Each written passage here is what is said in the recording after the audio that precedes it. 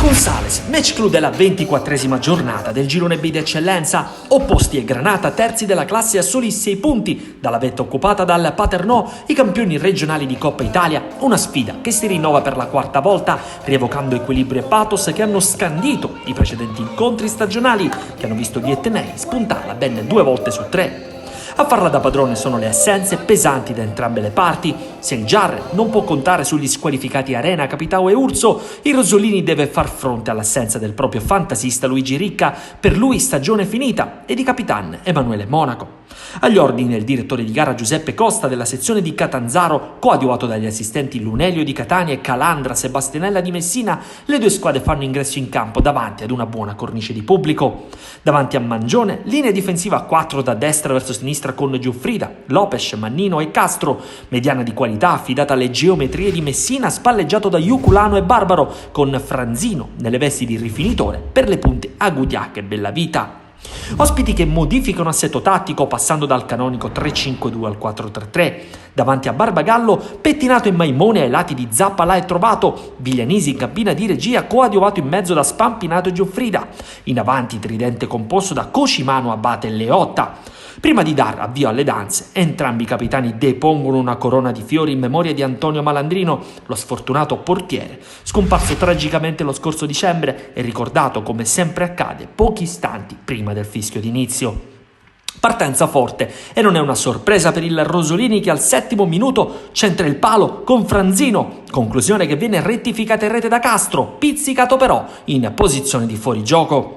Rosolini che torna pericoloso al 12° con la conclusione del suo 10, l'argentino Franco Franzino, che stavolta dal versante di sinistra lascia partire una conclusione che esalta i riflessi di Barbagallo, provvidenziale nel togliere la sfera dall'angolino. Al quarto d'ora la gara è intensa ed equilibrata, Giarre attento e allo stesso tempo sornione. Buon lavoro di Cocimano sulla sinistra, pallone spazzato dalla retroguardia Granata ai 20 metri laddove Pettinato calcia, di destro alto sopra la traversa.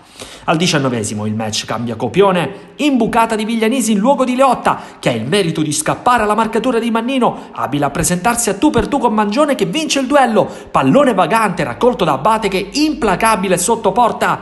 Vantaggio gialloblu, 18° gol in campionato, 21ª firma stagionale per Abate, che al primo pallone importante cambia inerzia al match. Giarre, che non si lascia intimorire dalla forza d'urto di un Rosolini propositivo e anche bello a vedersi. Al 27° è gialloblu la palla del possibile raddoppio. Cross di Pettinato, Cocimano sbuca dalle retrovie in evidente posizione regolare, non secondo l'assistente che ne ravvisa il fuorigioco.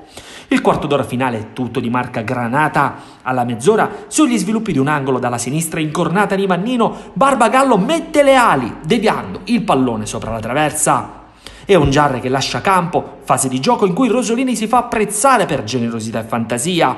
Al 39° il mancino di Franzino non inquadra i pali di Barbagallo, che invece è provvidenziale al 41° su Agudiac, bravo a irrompere nella retroguardia gialloblu, meno nella conclusione, respinta con il piede dal giovane guardiano dei pali gialloblu. Ma è al 46°, ovvero al primo minuto di recupero, che il Rosolini bussa alla porta del Giarre. Palla sul destro di Iuculano, Barbagallo versione Batman. Tap-in di Agudiac, che a porta sguarnita si divora il gol dai 2 passi.